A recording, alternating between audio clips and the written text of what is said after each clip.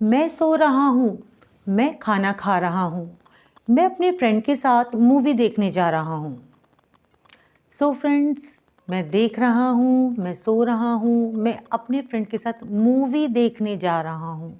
These are called action words and action words are called verbs.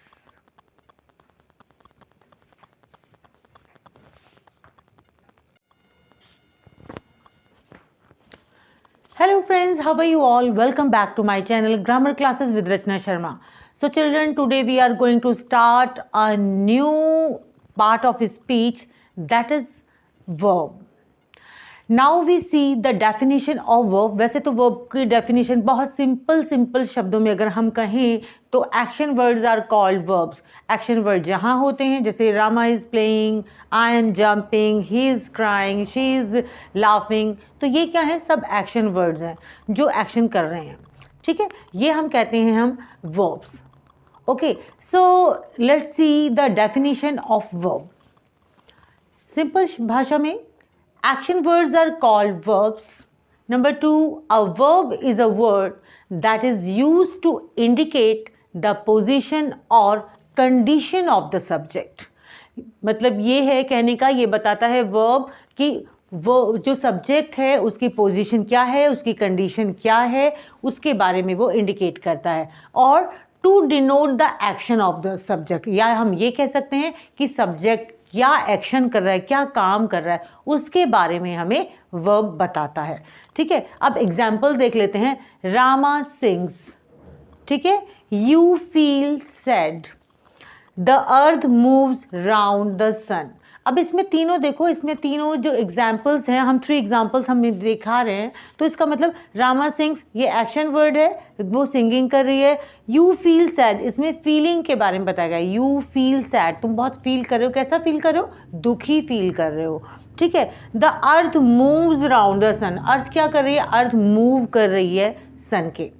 तो इसी तरह के हम ये एग्जाम्पल्स हैं जो बताते हैं कि ये वर्ब क्या है, एक्शन वर्ड्स है, जिसमें एक्शन किया गया है, या तो फीलिंग है, या फिर क्या है आपका कोई एक्शन किया गया है, या फिर उसकी मूवमेंट है. तो ये सारे वर्ब्स के अंदर आते हैं. Now I will tell you the kinds of verb.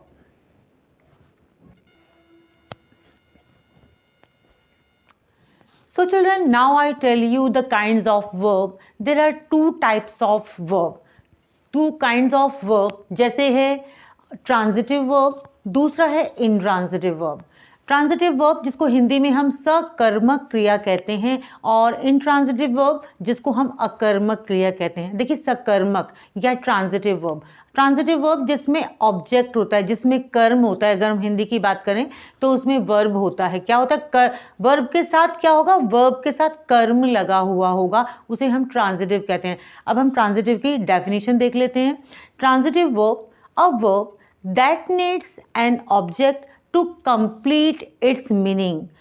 Important thing, that needs an object to complete its meaning are called transitive verb. Transitive verbs वो होती हैं जहाँ पे किसी ऑब्जेक्ट की ज़रूरत होती है इसके सेंटेंस को, उसके मीनिंग को कंप्लीट करने के लिए, वहाँ पर हम कहते हैं ट्रांजिटिव वर्ब है. अब हम इसके कुछ एग्जाम्पल्स देख लेते हैं. अगर आप चाहें तो इसे नोट डाउन कर सकते हैं और फिर हम उसके बाद इसके एग्जाम्पल्स देखेंगे.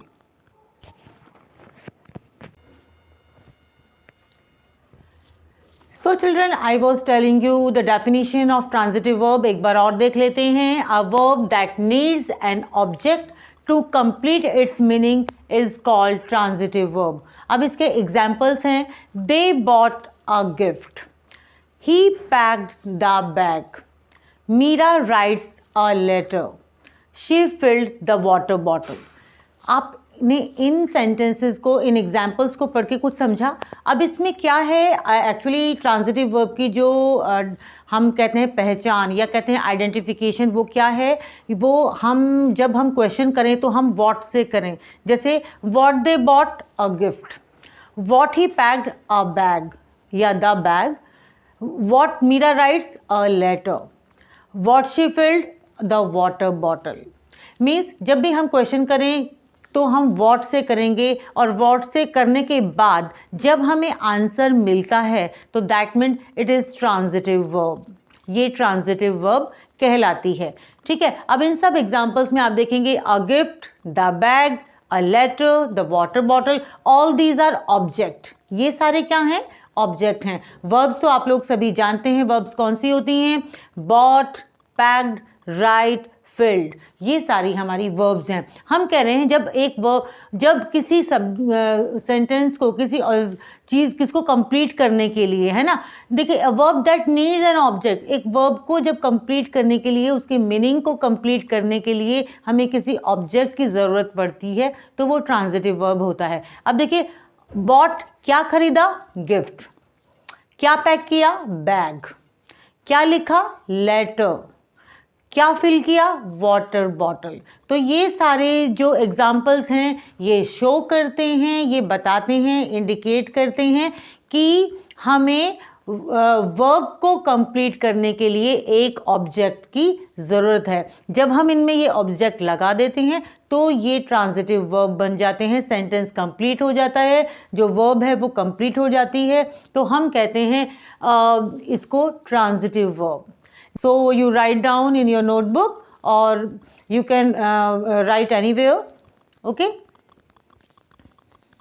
तो कि जो ट्रांजिटिव वर्ब्स होती हैं उसमें दो तरह के ऑब्जेक्ट्स होते हैं। अब तक हमने बात की ऑब्जेक्ट्स, बताया मैंने कि वर्ब को कंप्लीट करने के लिए, वर्ब के मीनिंग को कंप्लीट करने के लिए हमें क्या ज़रूरत होती है? एक ऑब्जेक्ट की ज़रूरत होती है, और जिसमें ऑब्जेक्ट लगा होता है वो ट्रांजिटिव वर्ब कहलाता है। लेकिन ट्रांजिटिव वर्ब में ये तो मैंने आपको बताया कि जब हम ऑब्जेक्ट लगाते हैं तो जब हम क्वेश्चन करेंगे तो हम क्या से शुरुआत करेंगे? व्हाट लगाएंगे या क्वेश्चन करेंगे व्हाट से, तो हमें जब आंसर मिलता है दैट इज ट्रांजिटिव वर्ब। लेकिन इस ट्रांजिटिव वर्ब में भी दो तरह की ऑब्जेक्ट होते हैं। अब वो क्या क्या ऑब्जेक्ट हैं? एक तो डायरेक्ट ऑब्जेक्ट और दूसरा है इनडायरेक्ट ऑब्जेक्ट। यानी कि यहाँ पर जो ऑब्जेक्ट काम करेंगे वो दो तरह के ऑब्जेक्ट काम करेंगे। हर एक सेंटेंस में ऐसा नहीं होता, लेकिन किसी किसी ट्रांजिटिव वर्ब में जब आप पाओगे तो वहाँ पे दो तरह के डायरेक्ट ऑब्जेक्ट और इनडायरेक्ट ऑब्जेक्ट होंगे। अब क्या होंगे? हम सेंटेंस देख लेते हैं, एग्जाम्पल्स देख लेते हैं। Naman threw the ball at her. Second है I wrote a letter to my mother. फिर है the teacher organised an excursion trip for students.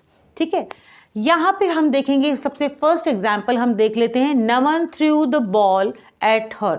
अब देखिए मैंने आपसे बताया था जब हम ट्रांजिटिव वर्ब करते हैं तो हम क्वेश्चन करते हैं व्हाट से। जब हम क्वेश्चन व्हाट से करेंगे और उसका आंसर मिलेगा तो हमें जो आंसर हमें मिलता है फर्स्ट वो होता है डायरेक्ट ऑब्जेक्ट। जैसे Naman threw the ball, what Naman threw? The ball. Naman ने क्या फेंका? नमन ने बॉल फेंकी। किसके ऊपर फेंकी? At her. यानी कि इनडायरेक्ट ऑब्जेक्ट में क्या आएगा? या तो आएगा हुम या आएगा विच। किसके ऊपर फेंकी, किसको फेंकी या किसको दी, ये जो हमारा आता है वो इनडायरेक्ट ऑब्जेक्ट में आएगा। ठीक है, नेक्स्ट एग्जाम्पल देखेंगे, I wrote a letter to my mother. मैंने एक लेटर लिखा। क्या लिखा? What I write a letter. तो ये क्या, वॉट से स्टार्ट किया क्वेश्चन, किससे किया? वॉट से, और तो हमें आंसर मिला अ लेटर। लेकिन जब हमने किया टू होम यू राइट, तो आपने कहा माई मदर, है ना, अपनी मम्मी को लिखा, मेरी मम्मी को लिखा, तो ये इनडायरेक्ट ऑब्जेक्ट हो गया, क्योंकि यहाँ पे whom या which का यूज होगा। whom या which का यूज करने से, का क्वेश्चन करने से जब हमें आंसर मिलेगा तो वो इनडायरेक्ट ऑब्जेक्ट होगा। नेक्स्ट देख लेंगे, the teacher organised an excursion trip for students. What the teacher did organise? An excursion trip. Teacher ने क्या ऑर्गेनाइज किया? एक एक्सकर्शन ट्रिप ऑर्गेनाइज की। ठीक है, तो ये हो गया हमारा डायरेक्ट ऑब्जेक्ट। किसके लिए की? टू whom, है ना, तो फॉर स्टूडेंट्स, स्टूडेंट्स के लिए की। किसके लिए की? स्टूडेंट्स के लिए की। ठीक है, तो ये आपको समझ में आ गया होगा आई थिंक कि डायरेक्ट और इनडायरेक्ट ऑब्जेक्ट क्या होते हैं। अब हम देख transitive verb.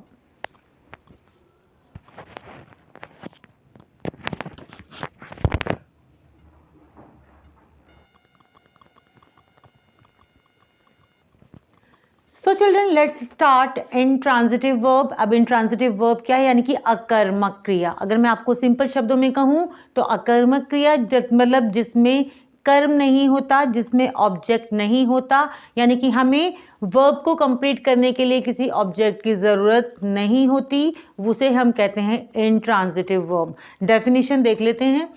A verb that does not require an object to complete its meaning is called an intransitive verb. Intransitive verb मैंने आपको बताया है क्या होता है, जिसमें हमें किसकी ज़रूरत नहीं पड़ रही है, हमें रिक्वायरमेंट नहीं है, हमें नीड नहीं है ऑब्जेक्ट की।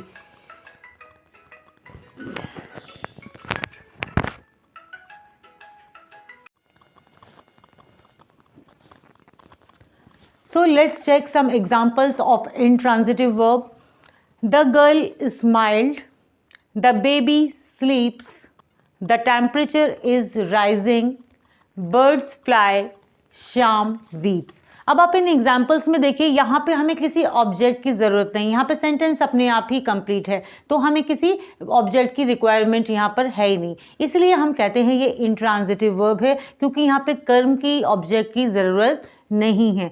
ये सिंपल अपने आप में ही सेंटेंस जो होते हैं अपने आप में ही कंप्लीट होते हैं। देखिए, द गर्ल स्माइल्ड, लड़की मुस्कुराई, बच्चा सोता है, ठीक है, टेम्परेचर बढ़ रहा है, बर्ड चिड़िया उड़ती हैं, शाम रोता है। मीन्स यहाँ पे हमें कुछ भी ज़रूरत नहीं है, तो ये हमारा हो जाता है इंट्रांजिटिव वर्ब। चिल्ड्रन बस आज के लिए इतना ही काफ़ी, और आई होप आपको समझ। तब तक के लिए thank you, thanks for watching.